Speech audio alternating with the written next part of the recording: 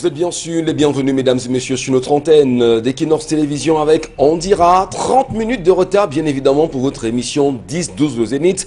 N'oubliez jamais, mais alors jamais, que l'homme crée la machine et la machine trompe toujours l'homme à chaque fois. Mais ce qui est intéressant, c'est qu'aujourd'hui, on a une belle équipe technique qui s'est d'ailleurs mis à pied d'œuvre pour trouver des solutions idoines pour votre programme. Et nous y sommes, bien évidemment. La grande équipe, Charles Lamel, Karine Santia, Bonbon Bengan Kandi et Dominique Audrey Yengelek. Et comme vous le savez, pour le petit slogan, ensemble unis pour la même mission, chaque jour, nous sommes là jusqu'à 12h, vous serez servis. Installez-vous confortablement, madame, messieurs, puisqu'il est 10 heures passé de 30 minutes. Attention, qu'est-ce qui s'est réellement passé au Cameroun? Et ces dernières 24 heures, on en parlera tout à l'heure avec Karine Santia. Dans le cadre de la revue des réseaux sociaux, nous lirons assurément vos réactions aux nombreux sujets qui seront évoqués pour ce temps d'antenne sur notre antenne, et effectivement, mais surtout, comment comprendre la colère exprimée ce matin par Charles Membatchou. La colère, c'est maintenant.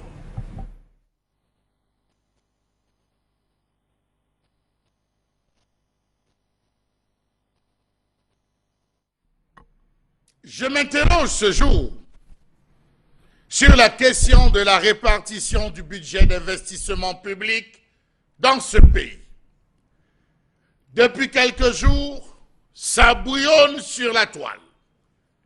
Depuis quelques jours, on s'étripe dans tous les sens, laissant parfois apparaître des replis identitaires sur cette question du budget d'investissement public.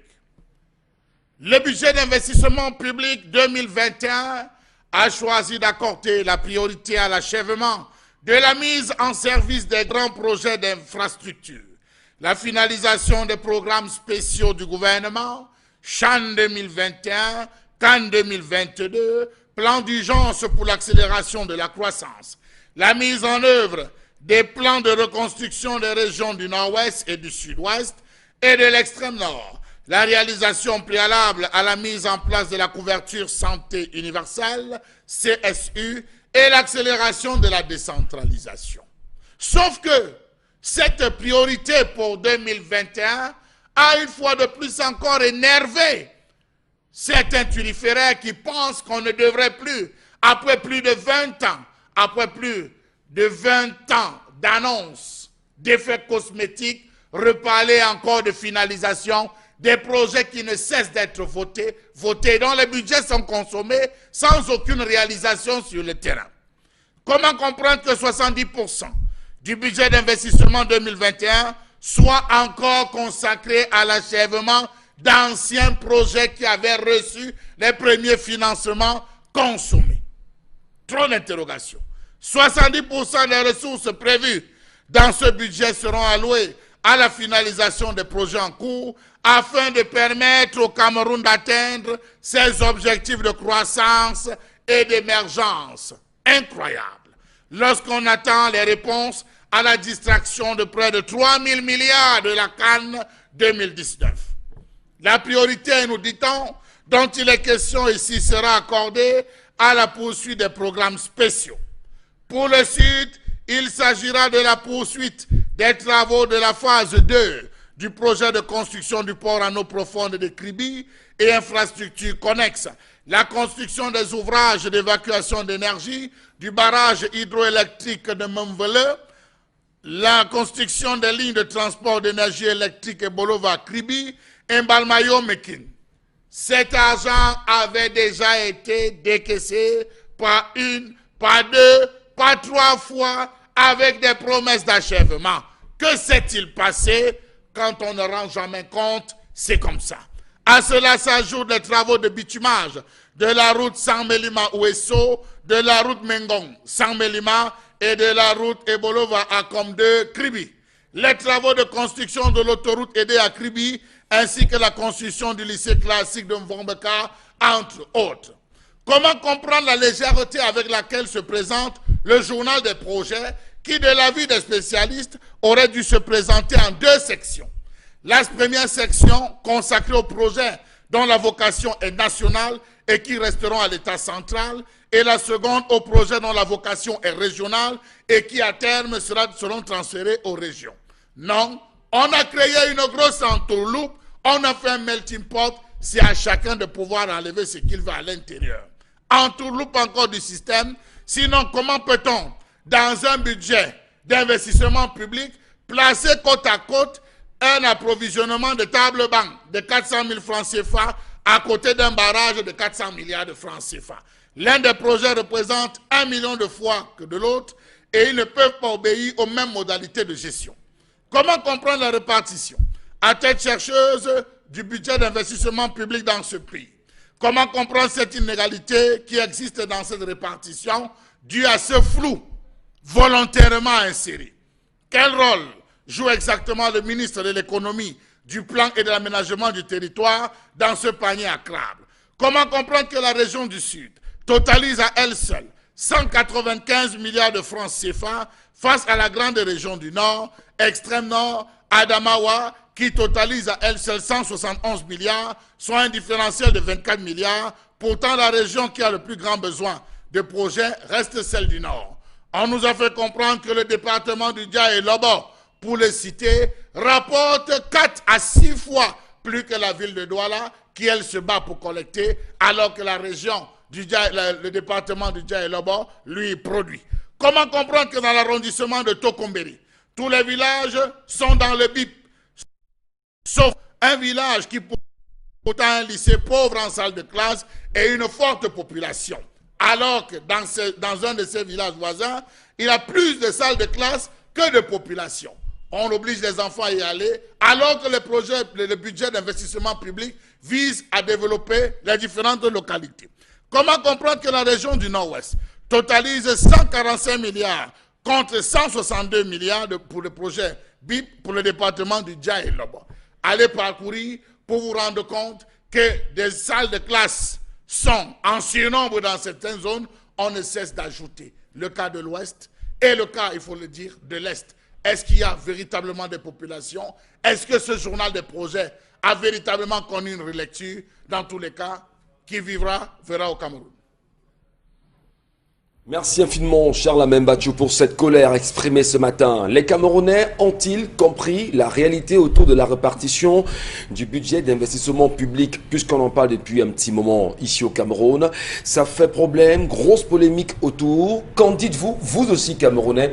Comment appréciez-vous la répartition qui a été faite jusqu'à présent par le gouvernement camerounais et le fait simplement que l'on a accordé au département du Dia et Lobo 69 milliards, alors que le Grand Nord à lui seul, pour reprendre Charles Amel ici, le Grand Nord, c'est-à-dire l'extrême Nord, le Nord et l'Adamawa, totalise 171 milliards pour les 3 grandes régions du Cameroun. Et au-delà de la colère exprimée par Charles Amembachou, que pense le gouvernement en ce qui concerne la reconstruction des zones aujourd'hui en crise, notamment l'extrême nord, le nord-ouest et le sud-est Cameroun? Que dit-on de la reconstruction? Mais maintenant, qu'est-ce qui peut justifier concrètement cette, on va dire, ce déséquilibre dans le partage de ce budget d'investissement public? Que nous dit le gouvernement camerounais? Mais la plus grande curiosité quand même dans cette histoire, c'est qu'on se rend compte qu'aucun homme politique, aucun acteur politique dit de l'opposition n'a daigné se lever pour dénoncer cette gabégie, mais surtout cette mauvaise répartition. En tout cas, on en parle ce matin et je me retrouve Charles Amel, Bonbon Karine et de Dominique. Qu'est-ce qui peut bien justifier, Bonbon Bengal, que l'on soit dans une répartition, on va dire, à tête chercheuse aujourd'hui? Comment peut-on expliquer fondamentalement que l'extrême nord soit l'extrême nord, le nord, l'extrême nord, le nord et la Damawa, 171 milliards, et un petit département à lui seul porte 69 milliards de francs CFA? Oui, pour vous répondre directement, je dirais que le pouvoir ou alors les élites de cette localité-là ont voulu répondre au livre de Charles Ateba Yéné, Les paradoxes du pays organisateur, parce qu'ils se rendent compte que c'est une région, d'abord le sud, qui a beaucoup, du moins qui gère, comme on dit, c'est la région d'origine du chef de l'État. On s'est rendu compte que 40 ans, près de 40 ans après, rien n'a été fait là-bas. Il faut faire quelque chose. Il faut faire quelque chose parce que Ateba Yéné disait régulièrement qu'on va leur demander des comptes. Qui va leur demander des comptes? Les régions des populations du Sud. D'accord. Maintenant, ils sont donc allés de manière, j'allais dire, rébarbative. Tout le Sud ne profite pas, on devient encore cette politique d'apartheid en disant le département d'origine du chef de l'État. Vous voyez, c'est un peu ce qui pourrait justifier, je peux me tromper, mais je pense que c'est cela là-bas pour être dans la logique ici. Et à son dernier mandat, veut-on laisser, j'allais dire, une marque pour ces populations-là, uniquement pour ces populations, parce que, je vous le disais dernièrement également, dans les années 90, lorsque son ami et frère directeur de la SONEL à l'époque, M. Niak Difendi, qui est la deuxième personnalité de l'État, lui avait dit qu'il fallait refaire le vallage, que lui, il était en mesure de mettre l'ampoule électrique, de permettre aux Camerounais de mettre l'ampoule électrique sur chaque arbre du Cameroun et revendre l'électricité. Oui. Il lui a dit non, il fallait construire des barrages après son loulou, ça devait être à aider à Sondong, après on allait partir, et quelqu'un se lève dans la réunion et dit mais pourquoi on construit tous les barrages sur les bassins? Il a été arrêté. Donc voilà un peu, ils ont passé le temps à vadrouiller et aujourd'hui, qu'est-ce qu'il faut faire pour plaire aux populations du département d'origine du chef de l'État? Par Rien ailleurs, d'autre n'explique. Peut-être pour davantage vous permettre de mieux argumenter mon Bengan, on a vu les chefs traditionnels du Sud en général, à travers une rencontre avec le ministre des Finances, Louis-Paul Montalzé, se plaindre en réalité que toutes les promesses qui ont été faites lors du comice agro-pastoral, jusqu'à présent, 10 ans après, rien n'a été fait. Mais qu'est-ce qui peut bien expliquer? Il a donné des raisons liées justement à la conjoncture économique, à la crise qui sévit depuis un bon petit moment. Mais est-ce que ça justifie quand même que 69 milliards soient introduits dans un département, dit-on, le département du chef de l'État, alors qu'il y a des régions en crise au Cameroun, les trois qui sont connues aujourd'hui? Ça se justifie sur le plan du clanisme. Or, sur le plan de la politique, ça ne se justifie pas. Or, maintenant, si votre politique... par clan, pour clan... Oui, tout à fait. Ce n'est que comme ça qu'on peut voir ça. Parce qu'en principe, le développement d'un pays est sur la base de l'apport. Si vous voulez le faire en guise de département, nous avons 58. Quel est l'apport de nos départements dans la richesse nationale?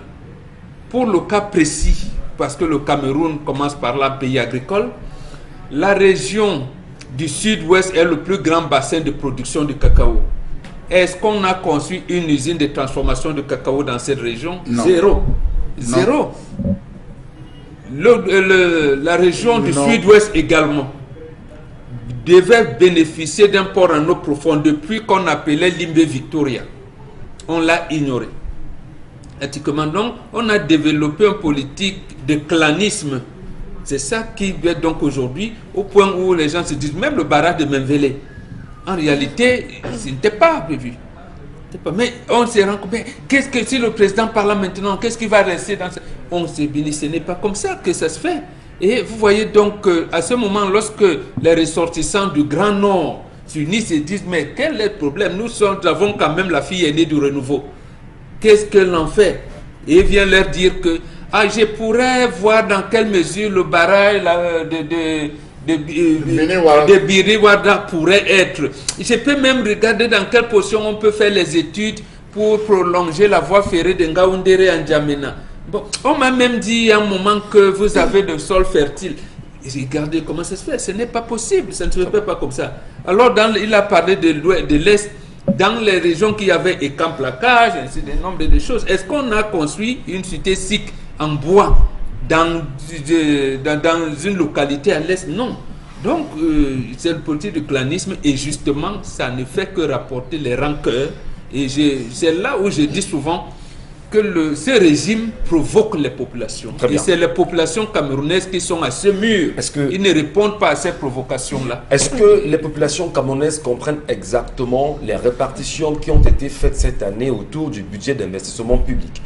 Est-ce que, effectivement, le renouveau semble créer la sérénité au sein, justement, des populations camerounaises en faisant, on va dire, une répartition qui est, on l'a très bien dit, à tête chercheuse. Et Mbombo parle ici d'une répartition pour des clans,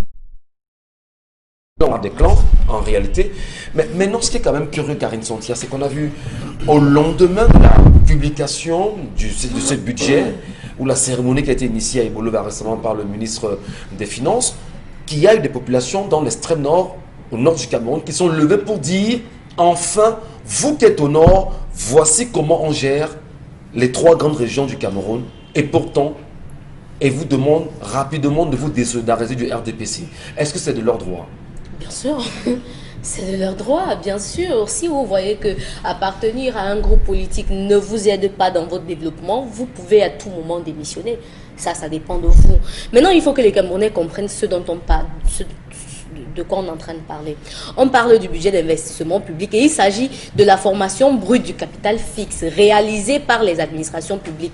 En d'autres termes, les investissements réalisés par l'État et les autres dépenses publiques sont consignés dans ce budget. Ça veut dire que le budget d'investissement public, c'est l'argent que l'État donne à une localité pour réaliser des projets. C'est-à-dire que l'État peut décider que dans la région du Sud, on va construire des écoles, des marchés et ainsi de suite. L'État alloue une somme d'argent pour qu'on fasse cela. Maintenant, il y a 2 types de budgets d'investissement. Il y a des budgets qui ont des vocations nationales et qui peuvent se trouver dans des régions. Là, ça n'appartient pas à une région et le budget ici ne va pas être le budget de la région du Nord, par exemple. Très bien. Ce sera un budget national. Par contre, si on vous dit qu'on veut construire un marché dans votre localité ou encore dans votre arrondissement, là alors ça intègre le budget de votre localité, c'est un budget d'investissement public pour votre arrondissement ou encore pour votre région. Il faut bien il faut bien comprendre de quoi on parle. Et ce qui dérange les Camerounais, c'est que vous voyez la différence qu'il y a entre le budget qu'on alloue à un département et le budget qu'on alloue à une région ou à 3 régions. Ce qui fait que l'année 2019, les années 2019, 2020 et 2021, le Dja Elobo, lui seul, a regroupé 145,9 milliards de francs CFA en termes de budget d'investissement public. Précisons bien le chiffre. Je dis 145,9 milliards de francs CFA. En combien de temps? 3 années, 2019, 2020 et 2021. Très bien. Là, ça c'est le Dja Elobo, c'est 162 autant pour moi, 9 milliards. Là, c'est 169,9 milliards. Le Dja Elobo, lui seul, en 2019, 2020 et 2021, c'est 162,9 milliards de francs CFA. 162,9 milliards en 3 années. Pourtant, le Nord-Ouest, qui est une région d'abord en crise, 2019, 2020 et 2021, c'est 145,9 milliards de francs CFA. Regardez la disparité. Une région qui est battue par un département. Je reviens, l'histoire est est l'origine de tous les enseignements. C'est pourquoi je dis qu'en 2015, tout le septentrion a totalisé 72 milliards de francs CFA en termes de BIP. Donc le nord, l'extrême nord. 2015, le nord, l'extrême nord et la Damawa. La région du sud a totalisé 99 milliards de francs CFA. Et le Dja Elobo, lui, seul avait 35 milliards de francs CFA. En 2015, dans la région de l'ouest, 33 milliards de francs CFA, toujours en 2015. Vous voyez qu'un seul département vient battre une région dans l'investissement que l'État accorde aux localités. Alors, depuis 2015 jusqu'à aujourd'hui, quelles sont les infrastructures qu'on a construites, qu'on a établies au Dja Elobo et qui sont fonctionnelles? Et qui sont visibles aujourd'hui. Qui sont visibles. Parce qu'il faut au moins se les voir. Voilà. Et si vous permettez, justement, vous avez parlé de Bolova tout à l'heure. L'Anvila, qui est le département capital de la localité, bénéficie moins. Incroyable. Voilà, oui, ici on me disait par exemple, Villa, on aurait dû servir de gouverneur, ainsi de suite, ainsi de suite. Mais bon, on lui dit la capitale va attendre. Voilà. Et ce qui fait que vous allez voir que dans ces mêmes départements, c'est les endroits où les populations se plaignent tout le temps. Les populations se plaignent que les camions passent avec des billes de bois et puis il n'y a pas la route. Les populations se plaignent que depuis il n'y a pas d'électricité. Les populations se plaignent qu'il n'y a pas d'école. Ils veulent mourir les moustiques et autres. Jusque-là, rien. Mais c'est le département qui engouffre les sous. Qu'est-ce qu'on fait de cet argent? Alors, le Dja Elobo est une région, est un département peuplé plus que la région du Nord, ou du On dit même ou du qu'il nord-ouest. On dit qu'il apporte plus que la région économique. la capitale économique. Ok, disons que les infrastructures qui sont dans la capitale économique sont des infrastructures à vocation nationale parce que le port est à vocation nationale, donc ça n'appartient pas à la région du littoral. Mais lorsque vous établissez toutes ces comparaisons, sur quoi est-ce qu'on se base pour attribuer à chaque fois Odia et Lobon plus que les autres? La question est importante d'être posée justement ce matin. Vous êtes très nombreux d'ailleurs Camerounais aujourd'hui qui vous demandez réellement pourquoi est-ce que dans mon département les choses n'avancent pas? Pourquoi est-ce que nous n'avançons pas réellement?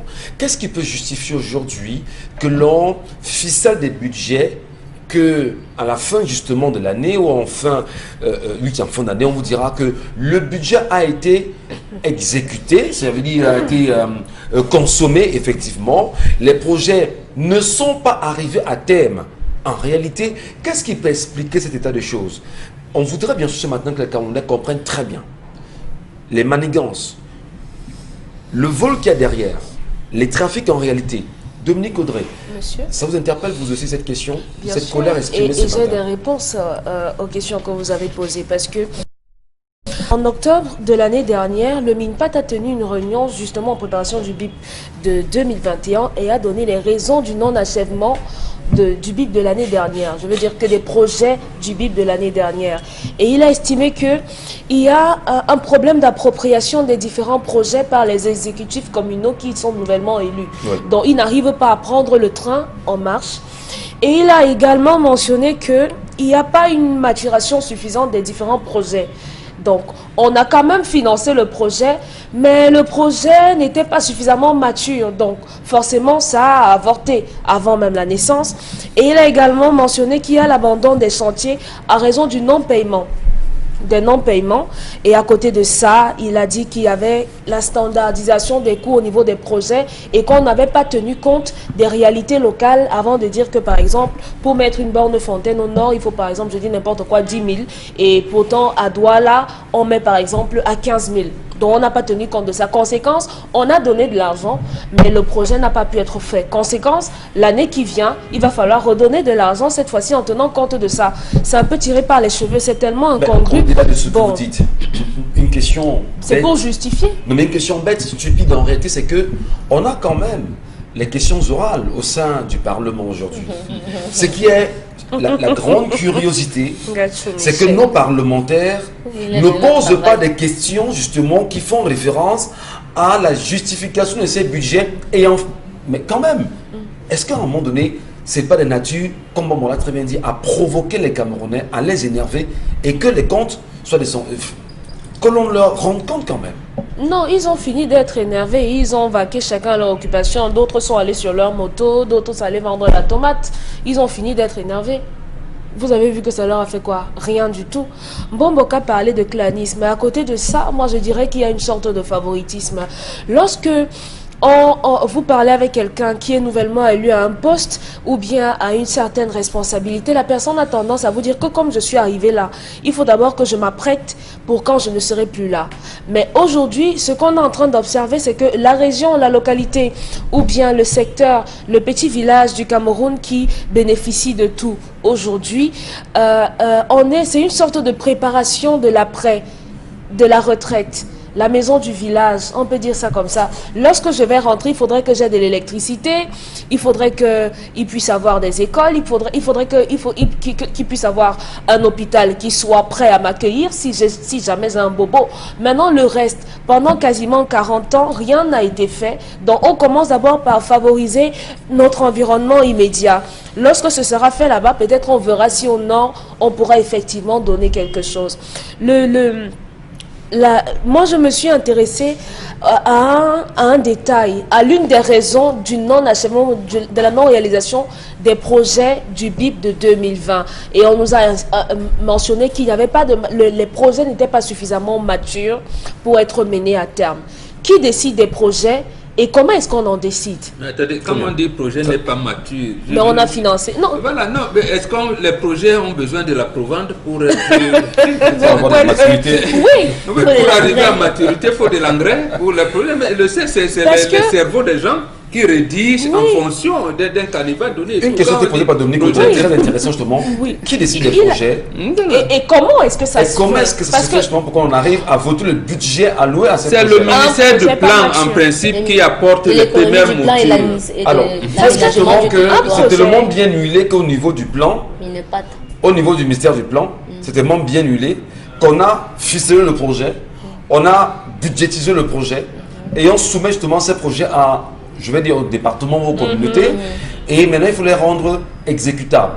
Qui sont ceux qui vont les exécuter? Ça veut dire en réalité qu'il y a un Les marché de communautés- retro-commission sur retro-commission la sur communauté retro-commission, au point où aujourd'hui, tout est contrôlé. Et chaque année, on revient dessus. Il faut essayer de parcourir les archives, les rapports qui vous disent que en 2018, au premier semestre, on a pu réaliser à peine 30%. En 2019, tel nombre de pourcents. On arrive à peine à 50%. Lorsqu'on parle de projets d'investissement public, il faudrait que les gens sachent que ce sont des projets qui sont posés, montés pour un problème précis, dans un temps précis. Dans la région du Nord, on a besoin d'eau. Et pour ça, on a besoin de forage. Dans tel intervalle de temps, on doit pouvoir le faire. Mais lorsque vous parcourez ces projets-là, on vous dit qu'on a besoin de monter la barrière du Minprof, on a besoin de terminer la maison du sous-préfet. Vous avez Oui, besoin... mais ça fait Oui, partie c'est justement ça des des projets. projets dont Tout à on fait. C'est bien parle. dommage. Monter une clôture, Merci. Tout à mettre fait. une toiture, donner des chaises à la salle de professeurs, donner 60 bancs dans une école. Madame, Monsieur, qu'est-ce qui peut Ministère expliquer du la plan. faiblesse justement du budget d'investissement des régions du Cameroun, notamment de l'extrême nord, du nord et de l'Adamawa? Qu'est-ce qui peut expliquer que dans le plan de reconstruction annuel, en ce qui concerne en réalité d'investissement public, que le nord-ouest et le sud-ouest ne soient pas, on va dire, crédibilisés? Est-ce qu'aujourd'hui, on va valider l'approche de feu Charles Ateba Yene qui parlait du paradoxe du pays organisateur avec un budget de 69 milliards accordé uniquement au département de Djaïlobo? Peut-on parler de paradoxe ou de scandale? On en reparle. Bienvenue Madame, Messieurs, bon retour à vous. Merci infiniment de vous installer confortablement devant votre petit écran ou si jamais vous avez votre smartphone en main, merci de nous laisser bien évidemment vos nombreuses réactions à la suite des sujets évoqués ce matin sur notre antenne. Et la colère exprimée à l'instant est portée sur le budget d'investissement public. Dominique Audrey, Charles Hamel, Bonbon Bengan et Karine Sontia. Ensemble, nous tentons d'analyser et comprendre les réalités qui peuvent entourer les budgets qui ont été votés cette année, rendus publics. Et vous le savez, ceci a été défendu auprès des parlementaires à l'Assemblée nationale. En réalité aussi, on a souvent le sentiment que quand on n'a pas toutes les solutions ou toutes les réponses à la justification d'un budget, comment les députés camerounais peuvent-ils laisser que des budgets aussi colossaux, parfois inexpliqués, soient votés? Est-ce qu'on ne peut pas, nous aussi Camerounais, taxer les députés de voleurs, entre guillemets, parce que vous semblez, monsieur et madame les députés, ne pas faire le travail comme cela se doit, et aujourd'hui on se rend compte qu'il y a des grincements dedans. Comment expliquer quand même? Quelqu'un vient de me faire savoir qu'il y a une ligne budgétaire venant de l'ONU pour reconstruire les régions anglophones du Cameroun, mais avant cela, il y a quand même un budget d'investissement public au niveau du Cameroun pour ces régions en crise. Comment vous expliquer que les deux régions, nord-ouest et sud-est Cameroun, ont un budget d'investissement public aussi bas, aussi minable que celui du Djaïlobo, qui n'est qu'un département camerounais aujourd'hui? C'est incroyable. Dominique Audrey, vous avez justement une petite virgule à nous apporter ce matin sur cette question qui nous interpelle tous d'ailleurs. Oui, j'aurais aimé qu'on s'interroge à la suite de Charles Hamel sur pourquoi est-ce que avant d'établir de nouveaux projets pour une nouvelle année, on ne nous présente pas l'état des lieux de ce qui a d'abord été précédemment fait.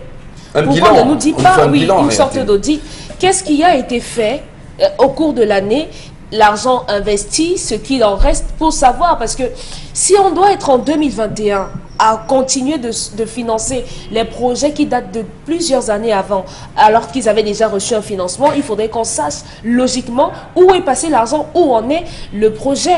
Mais ce que je peux dire, c'est que malheureusement, le Cameroun n'est pas un pays où on a des projets de recherche, comme dans d'autres pays où on travaille sur des inventions.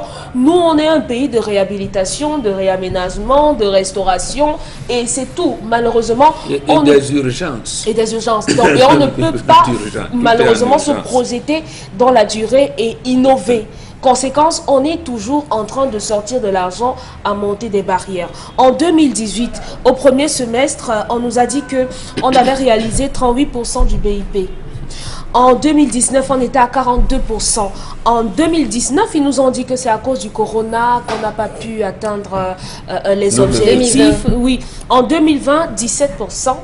Et on attend donc comment ça va se passer en 2021. Est-ce qu'à un moment donné, on voit la question, Charles Hamel, c'est important. Oui, allez-y. On parle quand même du contrôle de l'action gouvernementale aujourd'hui. Je reviens encore dessus parce que j'interpelle de façon sereine les députés camerounais. Est-ce que les Camerounais peuvent comprendre aujourd'hui que lorsque l'on vote un député et que les députés camerounais du Rassemblement démocratique du peuple camerounais, entre guillemets, qui semblent avoir en réalité des positions assez importantes sur ces questions, elles ne sont pas comme si dire que les députés, eux aussi, ont quand même leur bon, si vous part permettez, de responsabilité. voilà. Leur part de responsabilité là-dedans. Je pense que c'est un peu...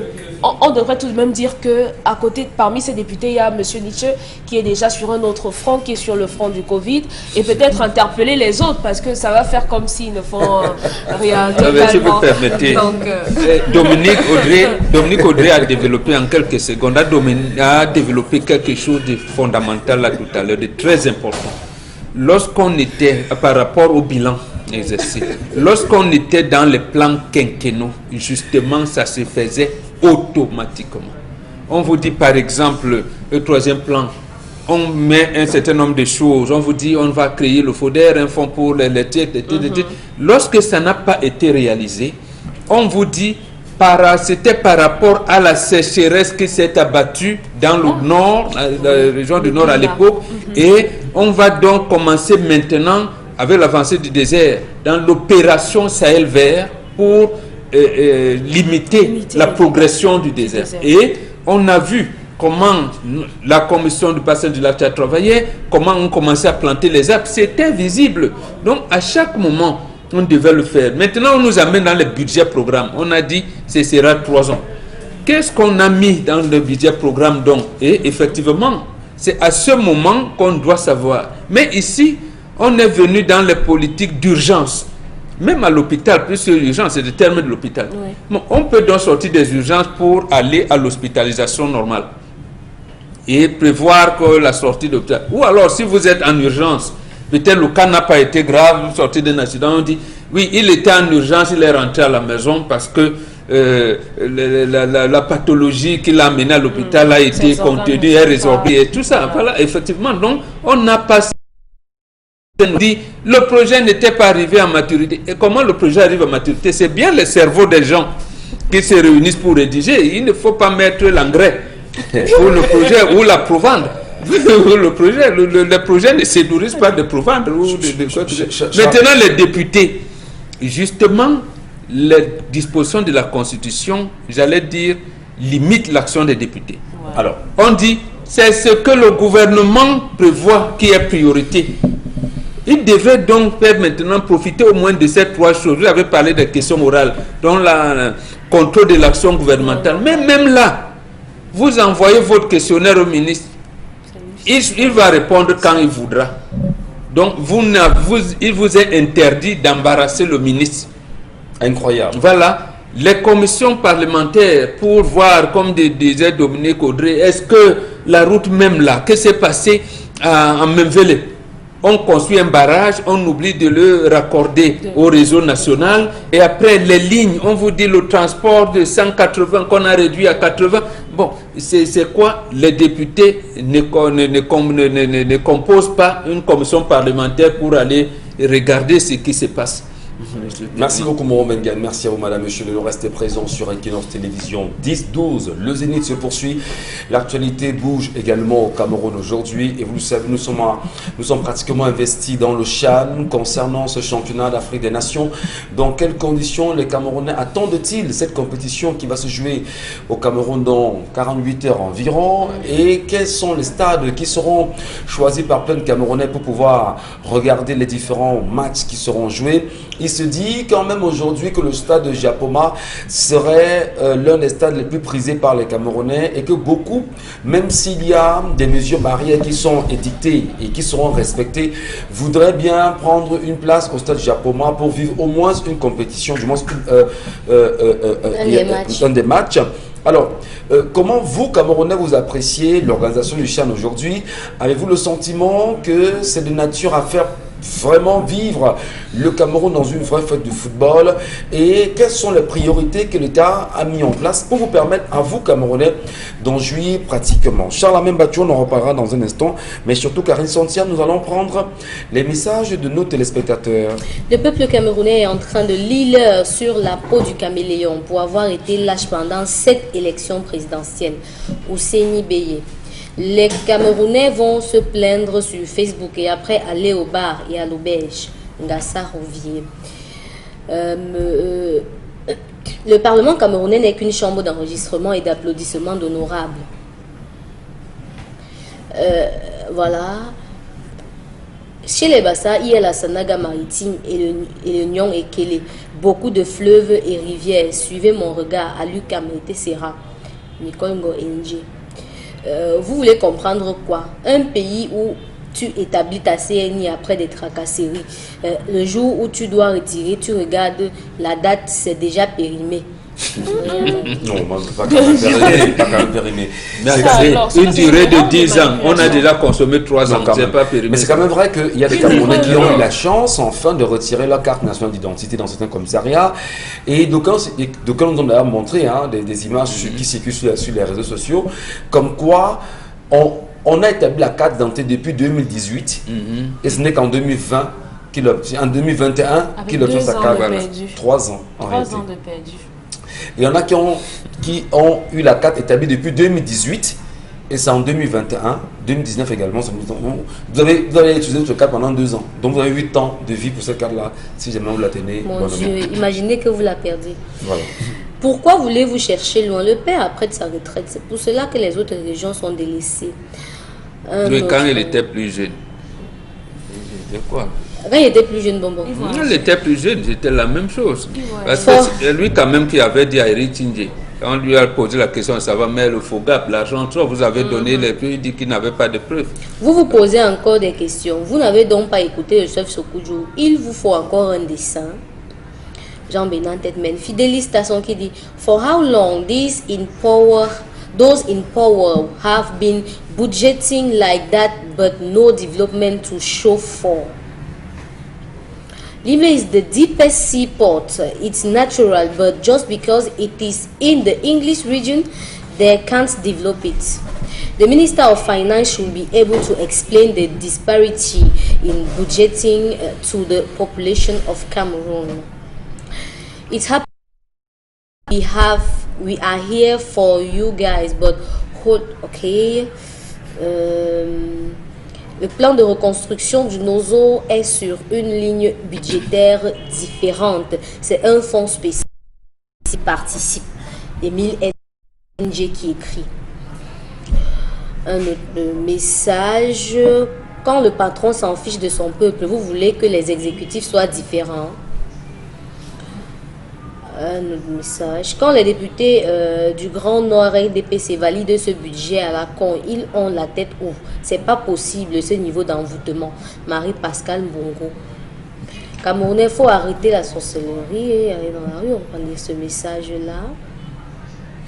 Voilà, on a plein de messages de nos téléspectateurs. Heureusement que les plateformes sont connues aujourd'hui. Merci de nous rester fidèles, merci de nous rester présents. Nous posions une question à l'instant. Comment vivez-vous l'organisation du CHAN au Cameroun? Les Camerounais peuvent-ils se dire aujourd'hui heureux de vivre une réelle compétition en terre camerounaise, une compétition qui peut certainement susciter de nouveaux intérêts pour l'image du Cameroun à l'extérieur, une compétition qui peut en même temps nous laisser croire que la CAN qui arriverait en 2022 s'organisera dans de bonnes conditions. Est-ce qu'on peut dire justement qu'à travers Charlemagne Badjou, le CHAN qui doit se jouer et qui s'est organisé, on a une belle senteur de ce qui peut advenir avec la CAN de 2022? Alors, Monsieur Michel, ce que je vois, c'est un pays en chantier. Je vois un pays en chantier. Pour la prochaine CAN. Pour la prochaine CAN, je suis d'abord avec la CHAN. Oui, on est pratiquement en chantier. Nous sommes, vous voyez, tous les axes routiers sont en train d'être faits. C'est maintenant qu'on est en train de balayer pour le cas Douala, qu'on met toutes les pressions pour que la ville de Douala ressemble à quelque chose. Les petits amas d'ordures qui existaient dans les carrefours de certains quartiers sont en train d'être enlevés. Les curages, ce qu'on a curé, les caniveaux, le sable qui avait été mis, on est en train de nettoyer. Vous savez, nous sommes les adeptes de la dernière minute. Poser cette question, c'est comme si si on avait préparé la CAN 2019, M. Michel Ngathie, on l'aurait merveilleusement joué. Vous nous renvoyez à 2022, quand déjà à l'aube de la CHAN, l'ouverture séquence, c'est le 16, M. Michel Ngathie. De peur qu'on ne me taxe d'être anti-patriote concernant ce type d'activité, je dirais, le Cameroun est en chantier. La preuve, faites le tour de la ville, vous allez vous voir, c'est la poussière partout. On est en train de balayer par-ci, par-là, on est en train de mettre des pavés de tel côté, des embouteillages, à nul autre pareil. Est-ce que l'activité a démarré? Pourquoi avoir attendu tout ce moment, tout ce temps pour pouvoir le faire? Franchement, pour moi, M. Michel Ngathie, c'est le 16 là que je vous donnerai peut-être ma position. Quelle est bien sûr votre appréciation, Karine Sontia? Croyez-vous que les Camerounais aujourd'hui peuvent sentir, peuvent avoir le parfum? Il y a effervescence ou pas autour de la CAN? Pas vraiment. Autour du CHAN, autant pour Ce n'est pas l'ambiance qu'on peut connaître lors des grands mouvements sportifs pareils. Bon, c'est vrai que c'est aussi l'occasion de faire un test sur nos différentes infrastructures qui ont été construites il y a quelques temps, notamment le stade de Japoma. Mais ce qui est encore plus inquiétant, c'est que les Camerounais lambda eux-mêmes n'arrivent pas à comprendre s'il y a quelque chose. Vous vous rendez compte que c'est cette semaine que Madame la ministre du développement urbain demandait aux enfants de la rue de quitter la rue parce que ça n'embellit pas les villes pendant le CHAN. Ils doivent aller où? C'est ce qu'elle a dit, elle n'a pas dit là où ils doivent Ça, c'est partir. une adresse à sa sœur de... Les affaires sociales. Ok, que viens prendre tes Fais ton enfants travail. parce que la rue Tu nous n'accouche pas. salis la ville. Oui, donc c'est cette semaine qu'elle le disait aussi. Et vous comprenez qu'il y a d'abord une absence de cohésion entre les différents ministères qui devaient travailler pour l'organisation de ce CHAN, notamment la mise en place. Il y a un problème de communication là-dessus parce que vous vous rendez bien compte que à cette période-ci, on devrait quand même sentir dans les villes et même dans les médias nationaux une certaine effervescence, que ce soit en termes de communication, de préparation et des programmes télévisés. Ça veut dire que la lassitude avec laquelle le gouvernement est entré dans l'organisation de ce CHAN, tout le pays a pris autant. Ça veut dire que le stade de Japoma n'a pas été inauguré alors qu'il aurait dû être inauguré avant qu'on organise cette compétition. Il n'est pas inauguré, mais on va quand même y jouer des matchs. Le Premier ministre va donner le coup d'envoi. C'est grave quand même, Karine. C'est vous qui voyez ça comme une gravité. L'État du Cameroun ne considère pas... Quel est l'honneur? Je parle bien de l'honneur. Si vous voulez, quelle est la fierté? Qu'est-ce qui fait la fierté du Camerounais? Que, quoi qu'on dise qu'on ait volé l'argent pour construire un stade, on l'a d'ailleurs construit. On en est très heureux, même si les travaux sont inachevés autour du stade Japoma. Mais c'est quoi l'honneur du Camerounais? C'est quoi la fierté du Camerounais qui dira il faudrait qu'on vienne inaugurer le stade Japoma? On a quand même un chef de l'État, on a quand même un président de la République. Mais il fait le faire même après le CHAN. Il n'y a pas un canevas d'inauguration précis. Est-ce que ça aura encore comment dire, la même portée? Attendons voir le moment là, parce que quand le président de la République est venu ici inaugurer le deuxième pont sur le Vouri, vous avez vu. Donc, on ne va pas. Ce qui m'inquiète, en fait, c'est que à la fin de cette compétition-là, on ne ressente pas ce que ça nous a vraiment apporté. Parce qu'en principe, les compétitions sportives apportent non seulement des incomes économiques, c'est-à-dire que ce soit touristiquement ou économiquement, quand même, c'est censé apporter un certain changement dans l'atmosphère économique. C'est censé apporter aussi une certaine ferveur sociale et un certain rassemblement autour, notamment de nos propres idéaux. Sauf que avant même cette compétition, les Lions ont d'abord perdu face à leur dernier adversaire. Vous voyez, donc tous les matchs de préparation n'étaient pas réluisants. Ce qui fait encore que ça, c'est encore un mauvais coup de communication. Donc, il y a beaucoup de choses qui concourent à faire en sorte que le CHAN soit perçu au Cameroun comme une compétition de... Comment je dis ça? Maigre envergure. De maigre envergure. Alors peut-être pour les Camerounais, par les Camerounais, et étant donné que nous sommes censés porter l'image de cette compétition très loin, on a vu les chaînes camerounaises, notamment la chaîne nationale, donnant un certain nombre d'assurances. On a écouté également, on a eu le communiqué du porte-parole du gouvernement hier, ministre de la Communication, René Emmanuel Sadi, donner toutes les assurances autour de l'organisation de ce CHAN. Mais une question quand même fondamentale est posée, c'est la communication. Comment peut-on expliquer qu'à ce moment précis... Il n'a pas parlé pour le riz, non? Non, on reviendra sur le riz tout à l'heure, ne vous en faites pas. Donc, en ce qui concerne la communication, on est quand même assez choqué de se rendre compte que réellement au Cameroun, véritablement, la communication autour de cette compétition, excusez peut-être le peu de qualificatifs, semble être nulle. Bon, qu'est-ce qui peut expliquer qu'on ait une communication aussi mauvaise? D'aucuns se sont plaints qu'en réalité, c'est parce que on n'a pas laissé l'organisation du CHAN entre les mains des spécialistes et que le ministre des Sports et de l'Éducation physique, Narcisse Molekombi, se serait approprié personnellement cette organisation. On a eu des analystes sportifs qui, quand même, ont pris la peine de faire de telles déclarations. Est-ce que c'est pas parce qu'en réalité, on n'a pas laissé les techniciens faire le travail qu'il y avait à faire et qu'il y ait cette confiscation du ministère des Sports et de l'Éducation physique aujourd'hui? Absolument, c'est un aspect. Et si on laissait la fédération, en fait, dans d'autres pays, c'est la fédération. L'État vient avec qu'on peut appeler les commodités d'usage, la sécurité, la sûreté et toutes les infrastructures dont relevait Charles Hamel tout à l'heure qu'on est en train de nettoyer les routes, apparemment de refaire certaines autres. Et le reste du temps, c'est pas politique. Donc, je veux dire, le politique récupère après. Oui. Mais on laisse l'organisation technique à la fédération. C'est comme ça que ça se passe. Mais notre pays ne s'accommode pas de tels cheminements. Je vous racontais une histoire où un aîné, il était à la Sonel, parce que la Sonel, les Simancam, les certain nombre de Kami Toyota, Kamship et SNI, ils encadraient. Moi, ils avaient des cellules de sport dans les trucs. Il y avait même Sonel Volleyball Club qui gagnait même des championnats africains et tout. Et donc, l'essentiel des clubs était à l'équipe nationale. Ils sont à une compétition internationale et Joseph Charles Doumbia représente le gouvernement. Oui. Arrivé là-bas, il se trouve qu'il y a des Camerounais qui sont officiels. Quand on vient les accueillir à l'aéroport, c'est des gros limousines avec garde de corps et tout. Le ministre Doumbia qui vient, qui les accompagne, il a ignoré qu'il a ignoré pratiquement. Et il crée un problème. Il dit, mais comment des gens ne savent pas qu'il y a un ministre ici? Mais les gens vous disent, on ne connaît pas de ministre chez nous.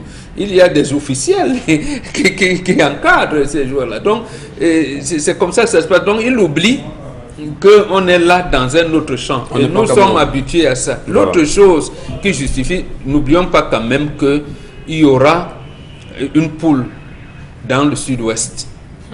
Et nous sommes...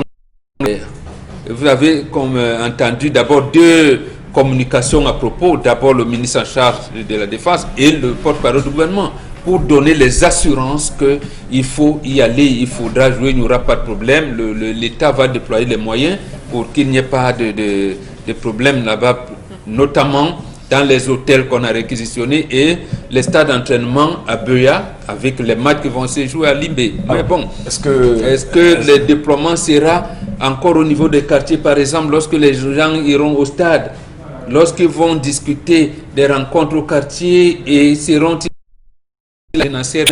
il fallait donner cette assurance-là. Je pense que c'est pour cette raison que le gouvernement a voulu prendre la communication parce qu'il y a des choses délicates dans cette communication. Au-delà bien sûr de l'émulation qu'on cherche à observer autour de l'organisation de ce CHAN aujourd'hui et même, on va dire, la ferveur qu'on pourra bien voir, Dominique Audrey, vous aussi certainement vous êtes tombé sur ces images de quelques stars qui font le tour de la toile et qui ont choisi également d'aller aux côtés du gouverneur de la région du littoral dans le stade de Japoma, se rassurer qu'effectivement tout sera mis en place. Est-ce que c'est ce type justement de communication que l'on cherche à ce moment précis pour une compétition aussi importante? Peut-être. Peut-être aujourd'hui on mise sur les personnes qui ont le plus de vues, le plus d'abonnés et le plus de likes. Aujourd'hui on fonctionne avec des personnes qu'on considère dans le, je ne sais pas si c'est le showbiz, comme des influenceurs. Et vous parlez certainement de Muriel Blanche et de Samuel Eto'o. Non, mais puisqu'il s'agit de, il n'y en a pas trois. Moi, je n'avais pas vu trois. Et c'était Muriel Blanche et Samuel Eto'o qu'on a vu au stade là-bas. Et elle demandait aux Camerounais de venir au stade comme elle. Oui, peut-être c'est une bonne chose. Mais maintenant, il y a que les Camerounais ont un peu peur. Il y a beaucoup de problèmes aujourd'hui auxquels les Camerounais sont confrontés qui fait que il y a peu de personnes qui s'y adonneront comme d'antan. Vous savez, il y a le phénomène coronavirus qui est en train de reprendre de plus belle. Est-ce qu'on a les assurances que là-bas, les gens, est-ce que ça a été désinfecté? Est-ce qu'il y aura le gel à l'entrée? Est-ce qu'un certain nombre de mesures ont été prises au départ? Il y a ça. Et également, on s'attendrait à un peu plus de communication. Peut-être si on s'était rapproché de ces personnes un peu plus tôt, ils auraient pu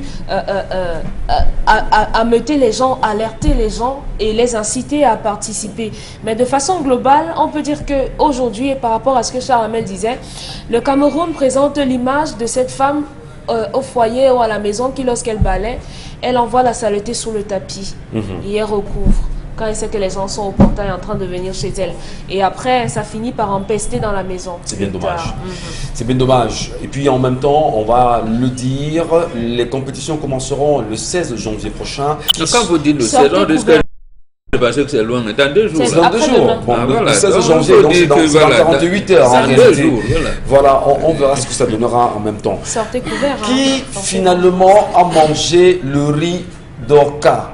Qui s'en est approprié? Comment s'est passée la répartition autour de ce sujet qui a divisé les sociétés camerounaises aujourd'hui? Comment comprendre la dernière actualité autour de ces riz d'Orca? Madame, Monsieur, je ne vous le fais pas dire, Karine Sontia va s'arrêter là-dessus dans un moment. Mais avant toute chose, allons bien sûr saluer notre partenaire tous les jours. C'est Constellamine qui nous retrouve ce matin avec le concept Salaka. Mais surtout, il porte avec lui le projet, bien sûr, de Sorepco ce matin. Constellamine, nous sommes heureux de vous retrouver ce matin. Bonjour à vous. Alors, bonjour Michel, bonjour à tous nos téléspectateurs et bonjour à tous les clients des magasins Sorepco qui démarre l'année 2021 avec de très bonnes opportunités commerciales. Je rappelle que du côté du magasin Sorepco, c'est la grande promotion jusqu'au mois de décembre 2021. Donc vous avez un an de promotion, vous avez un an de bonnes affaires, vous avez un an d'opportunités commerciales dans tous les magasins Sorepco du Cameroun, que ce soit à Garoua, à Belabo, à Ibolova, quelle que soit la ville, allez dans une agence Sorepco et bénéficiez des avantages exceptionnels. Parlant bien sûr des avantages, nous mettons à la disposition de tous nos clients des catalogues, bien entendu pas n'importe lesquels, des catalogues sur lesquels vous retrouverez toute la grande promotion de l'année 2021 dans les magasins Sorepco. Donc ces catalogues sont donc disponibles dans tous les magasins Sorepco. Un véritable élément de communication, un véritable élément qui vous permettra de prendre connaissance de tout ce qu'il y a comme promotion dans les magasins Sorepco. Commencer l'année 2021 dans la beauté, dans la joie, dans une construction de qualité, c'est d'aller directement dans les magasins Sorepco avec bien entendu toujours son communicateur commercial Consti Lamine, le plus sénégalais des Camerounais. Parlant bien sûr des Sénégalais, je leur dis déjà une très bonne année à toute la communauté sénégalaise du Cameroun. Alors, il est question déjà, Sorepco commence 2021 avec une opportunité commerciale que vous ne retrouverez nulle part ailleurs. Vous êtes en plein chantier, vous envisagez construire, alors vous êtes en train de vouloir rénover votre chantier, alors rendez-vous dans les magasins Sorepco enregistrez votre chantier, pour dire tout simplement, faites les achats sur les matériaux de construction à hauteur de 500 000 francs et recevez un bon de réduction de 25 000 francs. Oui, je dis bien, ceux qui nous regardent en ce moment, quelle que soit la ville, quel que soit le quartier, quel que soit le pays, dès que vous êtes bien sûr dans n'importe quel magasin Sorebco et que vous faites enregistrer votre chantier, ça veut dire quoi? Dès que vous êtes à Sorebco, dites tout simplement que je suis en train de réaliser un chantier et j'ai besoin de le faire enregistrer. Alors, comment l'enregistrer? C'est de faire les achats à hauteur de 500 000 francs. Oui, les achats à hauteur de 500 000 francs vous permettent de recevoir un bon d'achat d'un montant de 25 000 francs. Ah ben oui, il n'y a que Sorebco qui peut le faire. Il n'y a que les magasins Sorebco qui vous permettent d'avoir un bon d'achat de 25 000 francs dès que vous enregistrez votre chantier à hauteur de 500 000 francs dans n'importe quelle agence Sorebco. Dans ce catalogue, on parle bien sûr des promotions sur l'électroménager, on parle des promotions sur les meubles, on parle des promotions sur les sanitaires, on parle des promotions sur les carreaux, on parle des promotions sur l'électricité, sur les pneus. Donc ce catalogue représente une véritable opportunité commerciale dans tous les magasins Sorebco, quelle que soit la ville, quel que soit le quartier. C'est donc l'occasion plus que jamais de choisir le numéro 1 des matériaux de construction, de choisir ce magasin qui a opté pour communiquer à la radio et télévision Equinox. Et je rappelle que tous ceux qui vont présenter, qui vont enregistrer leur chantier. Alors, quelle que soit la ville, enregistrez votre chantier à hauteur de 500 000 francs et recevez un bon d'achat d'une valeur de 25 000 francs. À côté, bien sûr, de cette opportunité commerciale, nous revenons pour cette année 2021 dans la grande promotion des peintures Seigneurie. Oh là là là là là là. Vous aviez été nombreux à venir à Sorebco. Vous l'aviez demandé, vous l'aviez réclamé. Alors Sorebco vous permet encore pendant un mois de vivre une grande promotion sur les peintures Seigneurie, les peintures de qualité, pour dire tout simplement acheter 2 pots de peinture dans les magasins Sorebco et recevez le 3e pot gratuitement. Ah ben oui, écoutez-moi très bien. Vous achetez 2 pots de peinture dans n'importe quel magasin Sorebco, on vous donne le 3e pot gratuitement. Et pas n'importe quelle peinture, les peintures Seigneurie, les peintures leader, les peintures de qualité dans les magasins Sorebco pour le compte de ce mois de janvier. Donc, chers téléspectateurs, courez dans les magasins Sorebco et n'oubliez surtout pas, enregistrez votre chantier. Ça se passe bien entendu jusqu'au 27 février 2021. Un chantier enregistré à hauteur de 500 000 francs. On vous donne un bon d'achat de 25 000 francs dans tous les magasins Sorebco. On parle également des carreaux, on parle des sanitaires, on parle des meubles de maison, on parle bien entendu de tout ce qu'il y a comme électroménager. Ça se passe dans les magasins Sorebco. Mais la grande actualité, la grande promotion pour cette année 2021, c'est l'enregistrement des chantiers. Vous êtes en pleine construction, vous êtes en plein chantier. Alors allez à Sorebco, faites les achats à hauteur de 500 000 francs uniquement sur le matériel de construction et bénéficiez d'un bon d'achat de 25 000 francs. Donc, merci beaucoup et rendez-vous dans les magasins Sorebco. Et nous vous disons merci, Constille Lamine, d'être passé là ce matin avec Sorebco. Madame, Messieurs, nous poursuivons l'édition de ce jour avec vous sur les antennes d'Equinox Télévision, tout en saluant bien évidemment les nombreux Camerounais qui nous regardent très loin du Cameroun. Et ils sont nombreux qui nous écrivent de l'Australie, qui nous écrivent en même temps, même de l'Inde en réalité, puisqu'ils nous regardent chaque matin sur cette antenne. Merci à vous de la confiance que vous portez à la chaîne dans son entièreté. Karine Santia, la revue des réseaux sociaux, qu'est-ce qui s'est réellement dit? Qu'est-ce qui s'est passé sur la toile? On va d'abord commencer par ce fait divers qui est vraiment macabre et qui pousse les Camerounais à se poser un certain nombre de questions sur les disparitions parfois des bébés dans les formations sanitaires.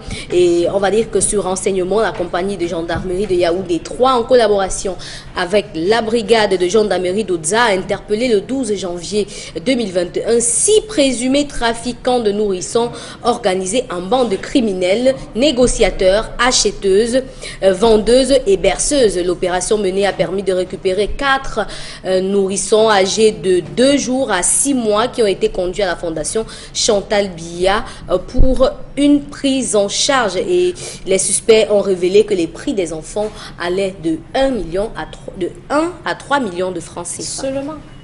Voilà. C'est un sujet également qui vous parle, Dominique Audrey, qui parle à plein de Camerounais aujourd'hui. Vous avez regardé les images, ça fait le tour de la toile aujourd'hui, ça défile, c'est choquant. Mais qu'est-ce qui peut expliquer ce délitement de la société à ce point? Vendre des êtres humains, vendre des nourrissons, vendre des tout petits enfants.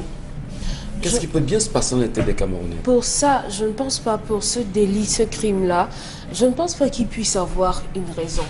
Je ne pense pas. Si c'était des femmes qu'on avait arrêtées parce qu'elles étaient allées voler, qu'elles avaient dit qu'elles avaient faim, on allait dire que oui, certainement c'est la misère, la faim, la pauvreté qui les y a poussées. Maintenant, vous volez l'enfant de quelqu'un pour seulement 1 million. Vous allez en prison seulement pour 1 million. La situation d'aujourd'hui, cette situation pose la question de l'entourage immédiat des femmes qui viennent de donner naissance avec le phénomène des nounous. Quelles sont les caractéristiques? Quelle est l'enquête préalable qu'on mène avant de laisser rentrer dans notre foyer une femme qui va s'occuper de notre enfant? On parle des enfants de 2 jours. Enquête de moralité de celles que l'on prend chez nous comme étant des nounous, des femmes qui doivent s'occuper de nos enfants en notre absence. Oui. C'est important. Oui. On parle des enfants de 2 jours. Il faut donc comprendre. Ça veut dire que ce sont les enfants de leur famille qu'elles ont volés? Parce que je ne comprends pas comment on fait pour aller prendre un enfant de 2 jours. Sauf si c'était dans un hôpital. Chez eux là-bas, ils ont un process. Il y a des jeunes filles qui sont déjà là, parce qu'il a dit que c'est un centre pour mères porteuses. Lorsqu'on a interrogé à la télévision Equinox, c'est comme un centre pour mères porteuses où il y a des personnes qui fécondent des femmes et puis elles accouchent des bébés et on revend. Donc c'est tout un processus. Non mais... c'est pas ça bon, du moins, le phénomène de mère porteuse, c'est que Ngachou et moi, on est ensemble. Et chez eux, dans ce centre-là, j'ai des difficultés et on fait recours à une mère porteuse et après on nous restitue l'enfant. Oui. Là, c'est que ce sont des femmes qu'on fait pour juste des enfants qu'on prend pour des porteuses. C'est pas. Donc ça veut dire que ici, c'est une autre industrie qui se crée. Voilà. C'est une entreprise. Pour ceux qui n'ont pas d'enfants, vous faites bon et vous leur vendez ces enfants. C'est tout. Bon, comment vous comprenez ça, vous? Je ne peux pas comprendre ça. Ça, c'est vous, les occidentalisés, qui pouvez nous expliquer ça. Franchement, je ne comprends pas. Parce que nous, on tient, l'Africain tient à la vie. Quand on dit il n'y a des richesses que d'hommes, ce qu'on compte, c'est le nombre d'enfants, le nombre de petits-enfants. C'est ça qui fait la richesse. C'est pour ça que nous parlons de la qualité de la vie. Nous ne parlons pas du niveau de vie. Donc, autant un homme riche, c'est celui qui est tombé. Comment vendre un enfant? Ça, c'est jeter. Et on dit chez nous, on ne jette pas, il n'y a pas de fumier où on jette des hommes. Donc, vous, une fille, vous devenez enceinte, vous accouchez et vous vendez votre enfant. C'est quand même terrible, non? Ce n'est pas... Non, jamais, c'est la première fois que j'entends ça suite à ces reportages-là. Charles Hamel, et après on dira peut-être, et vous nous direz que non, vous les Bantous là, vous êtes arriérés, le monde évolue. Bon, c'est vous qui pouvez nous expliquer l'évolution. Charles Hamel, comment vous apprenez ceci? Vous l'analysez comment? Vous l'appréciez comment? C'est le 6e démantèlement, c'est pas nouveau au Cameroun. Ça veut dire? Des accoucheuses. C'est pas nouveau, c'est le 6e. Il y a eu ça à Bédi, il y a eu ça à Bonamou Sadi, on a eu ça à Lopom. Chaque fois, c'est comme l'hydre de mer. Chaque fois qu'on coupe une tête, une autre repousse. C'est tout simple, monsieur Michel Ngachou. Ça nourrit son homme. Qu'est-ce qui coûte au Cameroun de pouvoir rendre officiel cela? En Europe, ça existe. Oui, en Thaïlande, ça existe. Dans tous les autres pays, on s'est battu à le faire. Vous avez des gens qui sont en Inde, même c'est encore plus grave. Vous avez des gens, même des structures qui sont basées, qui vendent les reins. Vous êtes pauvre, vous n'avez pas d'argent, vous avez la possibilité de vendre un organe. Vous allez vendre l'organe, vous avez un peu d'argent. Non, bon, là, c'est un autre. Je dis vivant, vous allez Vous faire des vendez. verres, vous vendez. Déjà la mêle. Oui. Les mœurs portées encore, comme disait Dominique Audrey, oui. Mais ce que elle pousse un enfant, elle Mais dit, bon, cet enfant, je vais vendre mon et vous voulez qu'un état... vous avez vu, on se rappelle, c'était en 2016, dans la zone de Bonamou-Sadi, c'était tout un centre avec même transfusion sanguine. Mais c'était tout un centre qu'on avait démantelé. C'est des filles, elles sont dans une galère totale. Par des réseaux qu'ils connaissent, ils ont bien des réseaux tapis. On lui dit, bon, écoute, on te donne 3 millions, sauf que tu portes l'enfant, tu vas vivre dans notre dortoir, ou c'est orphelinat ou dortoir, tu résides là-bas, tous les 9 mois, on te nourrit, on te suit médicalement et tout. Dès que l'enfant naît, on récupère l'enfant, on te verse ton argent, tu disparais. Problème terminé, vous avez des filles. Il a fallu qu'une fille ne reçoive pas tout son argent pour que cette histoire sorte. C'est des réseaux qui sont tapis. Non, mais dans ce cas précisément, c'est des enfants qui sont volés, il faut préciser. Monsieur Michel, c'est des enfants qui sont volés. Karine a bien précisé qu'il y a des enfants volés et d'autres qui sont conçus là et dont on s'occupe là.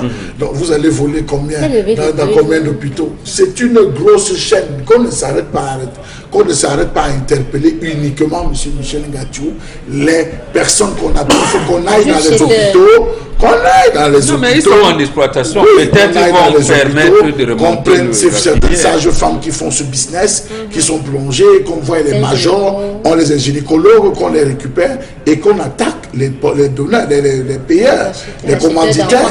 Parce que ces gens, c'est ceux qui ont de l'argent. Quand vous regardez, rappelez-vous pour le cas de l'affaire Vanessa Tchatchou, on vous a dit que l'enfant était chez qui finalement? Cette personne représentait quoi pour la République? Est-ce qu'on pouvait l'interpeller? C'est des personnes qui ont des gros bras, des grosses relations. Donc il faut voir qu'on ne s'arrête pas aux exécutants, qu'on va jusqu'aux différents commanditaires. Alors c'est-à-dire aujourd'hui, c'est comment dire, c'est je cherche l'expression pour dire que c'est plus profond que ça.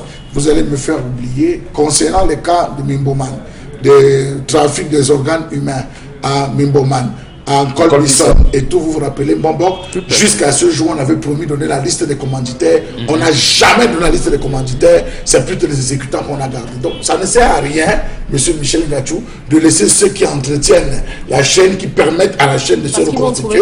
Parce que oui, ils vont retrouver de nouvelles personnes. Il faut mettre un terme à cela, mettant où ceux-là ne sont que des exécutants. Je ne suis pas d'accord avec le drame, effectivement, c'est que, d'ailleurs, c'est à dénoncer ce qui s'est passé avec ces Camerounais qui ont été interpellés, puis ils sont encore présumés en attendant justement que la justice dise le droit en réalité ici. Mais on cache les vrais commanditaires parce qu'on n'aura pas de solution à ça. Ceux-ci donc vont payer le prix des autres et ça va se perpétuer. Qu'est-ce qu'on fait donc pour stopper la saignée aujourd'hui? Est-ce qu'on peut dire aux mamans qui nous regardent en réalité, avant de confier votre enfant à une quelconque nounou entre guillemets, il faut avoir une enquête de moralité. Même les membres de la famille. Monsieur Michel Ngatiou, vous savez, c'est pas beaucoup, vous voyez, que moi on est un peu contrarié avec ce que vous dites, confier. Je vais à une réunion avec mon bébé, moi et une maman, dans une réunion où nous avons l'habitude de nous retrouver. J'ai envie de faire pipi, j'amène mon enfant, là où je vais faire pipi, il faudra détacher mon pagne, ou tu vas faire, je n'ai pas prévu. Mais attendez, constituer, monsieur Michel, cette confiance. C'est à nous. Tout à fait. C'est à nous de reconstituer cette confiance. C'est à la camarade de la réunion qu'on laisse. Oui, qu'on laisse le bébé. C'est à la voisine du quartier. Bien, arrête-moi ça, je vais me C'est le frère du père qui a tué les deux bébés de... En ce moment, vous êtes au travail. Votre enfant avec qui? Votre enfant avec qui en ce moment vous êtes au travail? À une personne que vous n'avez pas confiance, et bien amenez vos enfants au boulot. On les met à la crèche. Non, la question justement c'est quand qui est... Quand je parle de reconstituer... Parce qu'il y a des familles qui vous diront... Monsieur Michel... Michel Lamembachou. On a quand même des Camerounais, on a des gens qui travaillent. Il y en a qui ne font même pas, qui font 6 mois au Cameroun, 6 mois ailleurs. Et entre-temps, il y a des personnes qui gèrent les enfants à la maison. Parfois même pas des membres de famille. Nous demandons quand même qu'il y ait au préalable une enquête de moralité pour ces derniers. Vous, individuellement, vous ne pouvez pas mener une enquête de moralité parce que si vous cherchez déjà quelqu'un, c'est que vous n'avez pas le temps. Comment on trouve la personne? Dominique, vraiment, j'ai besoin d'une nounou qui va rester à la maison. Karine, j'ai besoin. C'est Karine qui prend. Voilà. À Karine, en prenant pour me donner, prendre sur elle d'assumer la confiance et tout si quelque chose m'arrive. Peut-être Karine aussi a une amie qui lui dit que est aussi contente. Voilà comment on fait. À l'époque, monsieur Michel, je vais vous dire, dans tous les quartiers, on se connaissait. On connaissait les familles des voleurs. On connaissait la famille des violeurs. On connaissait la famille. Quand il y avait moins, quand la gendarmerie arrive, on dit allez d'abord chez elle. Il y a des maisons dans tous les quartiers que quand la gendarmerie on dit que c'est mauvais chez les Mbako. Ça n'a pas changé. Hein. Mais oui, c'est mauvais chez les Mbako. On va venir faire les gars là. Mais qui va alors dire que allez d'abord j'ai là-bas pris un maintenant? exemple. J'ai pris un exemple. Je n'aime pas. Mais là, si on a peur. Lorsqu'on arrive, vous avez des familles où, lorsque la gendarmerie toque sur le quartier, qui sont pardon. Là-bas, les gens, non, vraiment, ces gens, ils ne peuvent pas continuer. Les gens qui dérangent dans ce quartier. Mais il faut qu'on revienne afin d'établir. À cela, vous avez des jeunes filles dans les quartiers qui viennent louer. La fille dort toute la journée, le soir, elle sort. Le matin, elle revient le matin. Vous posez la question, tu fais quoi? Je suis dans tel snap. Le quartier sort. Les amis sont pour venir boire. On ne la trouve pas. Qu'est-ce qu'elle fait? C'est une vendeuse de piment. Il faut étiqueter. Les chefs de quartier ne travaillent plus. D'accord. C'était ma rôle. Merci beaucoup, Charlemagne. Allez, autre sujet ce matin, Karine Santia. Oui, on s'intéresse à cette affaire du riz d'Orca qui continue à faire parler beaucoup de personnes. Cette fois-ci, c'est le chef de mission des services du contrôle supérieur de l'État qui veut en savoir davantage sur le riz offert par Orca. Il s'agit de 4000 sacs de riz qui avaient été offerts par cette entreprise là, le 14 avril 2020 au ministère de la Santé comme cadre dans le fonds de solidarité, comme contribution dans le cadre du fonds de solidarité pour la lutte contre la COVID-19 au Cameroun.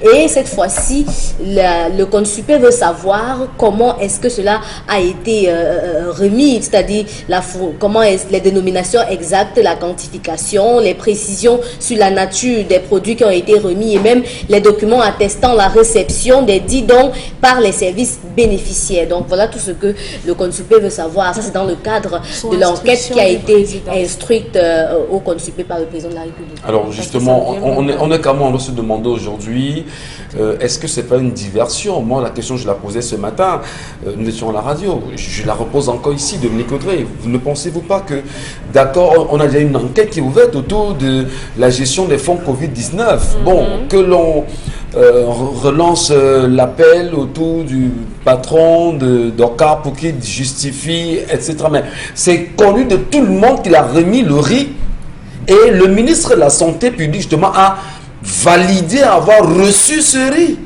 Et il a donné les orientations, ce qu'il en a fait de ce riz. Est-ce que ce n'est pas divertir les Camerounais? Non, mais sauf que quand le ministre vous a dit que c'est même pas lui qui part, vous avez dit que vous voulez au moins les sacs, non? Vous avez insisté qu'on veut les sacs, on veut mettre le copeau, on veut les sacs, on veut les sacs. Maintenant, alors le président décide de vous faire les yeux doux et exige et demande le compte rendu de la répartition de ces sacs de riz-là. Je vois ça comme une opération de charme. Hein. Une opération de charme. Pourquoi? Pour quelle raison? Qu'est-ce que ça sous-tend? Quel est le but recherché? Je ne sais pas trop. Mais c'est pas trop parce qu'on veut que vous ayez du riz à manger. Voilà. Comment vous comprenez cet appel du chef de la mission du CONSUPE qui gère aujourd'hui, la gestion des fonds et des legs liés au Covid-19? D'abord, c'est un ministère délégué à la présidence de la République. Donc, on comprend très bien pourquoi le chef de l'État voudrait voir plus clair dans cette histoire. Mais on ne peut pas oublier non plus que l'un des proches collaborateurs du chef de l'État, avec délégation des signatures, est le ministre d'État, secrétaire général de la présidence de la République. Il était partie prenante dans la gestion stratégique du Covid. La preuve, c'est lui qui a demandé au ministère des Sports dernièrement de démanteler les zones. Donc, quand ça vient là-bas, c'est tout à fait normal. Maintenant, moi, je pense que le contrôle supérieur de l'État, moi, si je m'en tiens aux usages de la République, c'est une bonne lettre, mais il faudrait qu'il aille au fond et que l'enquête soit clôturée. Est-ce que vous croyez qu'elle sera clôturée et que les résultats d'enquête seront rendus publics? Parce qu'en fait, ici, il faut d'abord voir la matérialisation des choses, la matérialité des choses. C'est-à-dire que 4000, vous avez parlé de 4000 sacs de riz. Oui. Est-ce que la gestion faite par le ministère de la Santé publique est restée sur le plan des écritures en disant oui, bon de 4000 sacs de riz, j'ai réparti ça comme ça dans les 10 régions, ou alors voilà, et il s'en est lavé les mains parce que ce jour-là, le ministère du Commerce était là. Il veut donc voir Orca, vous avez donné, qui déchargeait. est-ce que les gens qui déchargeaient, c'est les ministres? Parce que quand le ministre avait parlé après la sortie de l'honorable Bittier, il a dit non, il a même d'ailleurs donné, y compris même le don de Nestlé, qu'il n'y a pas que le riz, il y a aussi Nestlé a donné, tel a donné, tel a donné. Et à mon niveau, c'est chaque gouverneur de région qui déchargeait. Donc les 10 gouverneurs, seul le gouverneur de la région de l'Ouest était sorti en disant que effectivement, c'est comme ça que ça a été fait. Moi aussi, de mon côté, j'ai réparti au niveau des 10 départements de la région de l'Ouest. Vraiment, mon travail s'est limité à ce niveau. Les 9 autres gouverneurs n'ont encore rien dit. Conscient justement que le gouverneur de la région de l'Ouest s'est prononcé, les 9 autres gouverneurs n'ont rien dit. Le Consup est conscient en réalité que le ministre avait déjà fait cette sortie. Mais attendez, pourquoi revenir encore au niveau d'Orca alors que tout est établi? Non, là on fait l'enquête. C'est vous, c'est lui qui produit. Il peut arriver que les gars ont dit non, laisse à la bagarre avant. Tu nous donnes des trucs. Il faut bien qu'ils sachent. Il faut que le Consup sache. Mais il peut aussi, il y a eu des situations comme ça. À un moment donné, on prend le truc, on se dit oui, et Covid c'est vrai. Et on peut, mais l'armée en a besoin. Est-ce qu'on a donné? Donc il faut que le Consup sache. Est-ce qu'on a réorienté le don, par exemple, pour nos forces de défense et de sécurité? Il faut que le contrôle supérieur sache. Maintenant, est-ce qu'il a vraiment donné les 4000 sacs de riz et les gouverneurs en ont fait autre chose, ou alors les délégués départementaux ou les préfets? Je n'en sais rien. Donc, le Consup ou alors on a introduit ça dans le don que le ministre de la distribuait pendant la Covid. Il faudra donc que le Consup sorte aussi sur tous les autres... tous les autres dons, il faudra les dons sur les produits de première nécessité comme le lait, les gels hydroalcooliques, maintenant sur l'argent même. Parce qu'il y a des entreprises camerounaises qui ont donné de l'argent. Sur les projets également. Merci. Ça veut dire qu'il y aura des têtes à couper, Charles Membatou, si on va plus loin. Vous assure qu'on vous embrouille, vous-même vous tombez dans les embrouilles. On est en train de vous embrouiller. C'est pas la distraction. Monsieur Michel Ngatou, on a demandé au contrôle supérieur d'aller faire son travail. Comment à mi-parcours, on rend public seulement une question qu'il a posée? Est-ce que vraiment on vous envoie enquêter? La seule partie qu'on sort de tout l'accord dit que c'est l'affaire du riz. Ben ça, alors qu'il y a l'argent, il y a les milliards de francs CFA. Monsieur Michel, il y a les dons de Jacques. Je crois qu'il y a tellement de sujets sur cette affaire de Covid. Parcourez toutes les sorties de Jean-Michel Nietzsche. Pourquoi on a sorti seulement l'affaire du riz qu'on met dehors? C'est l'affaire de l'affaire dans l'affaire. Pourquoi je le dis, monsieur Michel? Ils savent là où le riz est parti. Ils savent.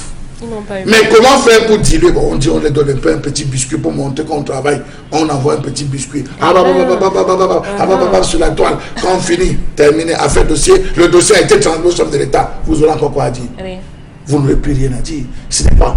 Lorsqu'ils arrivaient dans le ministère, sachant qu'il y avait une commission d'audit, on devait mettre tous les documents y afférents. Est-ce que je me trompe? Bon, tous les documents y afférents devait être déjà déposé sur la table concernant l'audit, puisque le ministre a fait plusieurs sorties où il avait clamé que je suis transparent.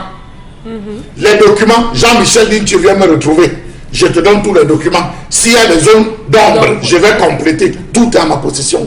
D'où vient-il donc? Si la commission pose la question, zone d'ombre, ça donne les zones d'argent. Forcément qu'on arrête de nous embrouiller.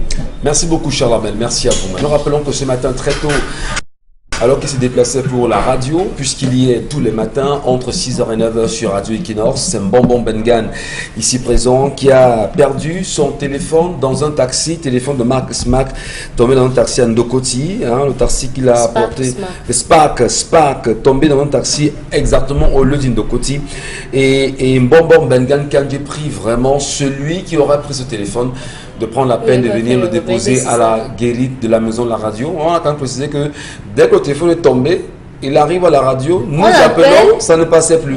Donc on a bien peur que celui qui a pris ce téléphone, ça risque de sonner tout votre dans le ventre. Venez le remettre ici, parce que c'est le téléphone de Mbonbon. C'est très dangereux. Allez, on compte sur vous, mesdames, messieurs. Quand il a mis, nous vous retrouvons cette fois-ci pour parler de Von Bio. Bonjour. Bonjour Michel Gathiou, bonjour nos téléspectateurs. Vous voyez déjà ce matin, je suis vêtu en Von Bio Oméga 3. Ça montre que les couleurs de cette année 2021 sont de plus en plus rayonnantes. Du côté bien sûr du magasin, 1001 tapis pour ce qui est de votre complément alimentaire, le Von Bio Oméga 3. Tout d'abord, un conseil à l'endroit de nos téléspectateurs. Consommer le Von Bio Oméga 3 c'est bien, mais prendre de temps en temps sa tension c'est encore mieux. Raison pour laquelle je conseille à tous les téléspectateurs de cette émission d'avoir une idée claire sur leur état de tension, d'avoir une idée claire sur le taux de glycémie dans le sang, raison pour laquelle vous avez également du côté du magasin 1001 tapis, des tensiomètres de très très bonne qualité ainsi que des glucomètres à des prix vraiment dérisoires. Parce qu'il est important, chers téléspectateurs, parce que le Von Bio Oméga 3 est ce complément alimentaire qui permet de stabiliser notre tension. Le Von Bio Oméga 3 est ce complément alimentaire qui permet de réduire le taux de sucre dans le sang. Le Von Bio Oméga 3 présente plusieurs avantages. Donc, pour accompagner, pour se rassurer, pour se rassurer de sa tension, il est important de prendre régulièrement sa tension et surtout de contrôler son régime alimentaire. Les diabétiques, votre alimentation, elle est très délicate. Respectez votre alimentation, respectez bien entendu votre hygiène de vie et vous allez voir comment vous allez vous sentir à l'aise. Surtout, associez régulièrement à votre santé la prise régulière des compléments alimentaires et pas n'importe lesquels. La gamme Von Bio, cette gamme qui se veut variée, cette gamme qui se veut diversifiée, vous l'avez du côté du magasin 1001 tapis, c'est à Douala au Cameroun. Nous allons rappeler quelques avantages liés au Von Bio Oméga 3. Ça permet de réduire le taux de cholestérol dans le sang, de stabiliser notre tension, de nous prévenir contre les AVC. Le Von Bio Oméga 3 permet également d'assouplir nos articulations. Il permet également de nous prévenir contre cette maladie liée au vieillissement, à savoir l'Alzheimer. Le Von Bio Oméga 3 permet également de garder la bonne humeur en longueur de journée. Il est important d'avoir une mine souriante, d'être toujours souriant, d'être élégant, de se sentir toujours à l'aise. Alors la solution, c'est dans le Von Bio Oméga 3 que vous allez prendre une gélule par jour pendant le repas. En ce moment, jusqu'au 23 janvier 2021, vous avez la boîte de Von Bio Oméga 3 à 5500 francs. C'est une promotion spéciale Nouvel An qui a été décidée par le laboratoire Cedorex avec bien entendu la supervision du concept Salaka. Vous avez une boîte de 30 gélules de Von Bio Oméga 3 à 5500 francs du côté du magasin 1001 tapis. Je dis bien à 5500 jusqu'au 23 janvier 2021. Donc à partir du 24 janvier, la boîte reviendra à 6000 francs qui est le prix normal de promotion. Il y a également la lotion, c'est de toilette pour diabétiques en vente au magasin 1001 tapis. Sans oublier également la pommade contre les hémorroïdes qui est toujours disponible à 1001 tapis. J'attire votre attention. Cette pommade, elle est 100% naturelle, elle est efficace. Chacun devrait la voir pour ceux qui ont des problèmes des hémorroïdes. Merci beaucoup. C'est bien compris ce matin, Constilamé. Nous vous disons merci infiniment. Merci à vous, madame, messieurs.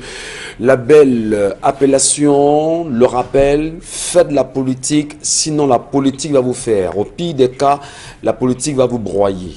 Demain, 10h, on sera encore avec vous.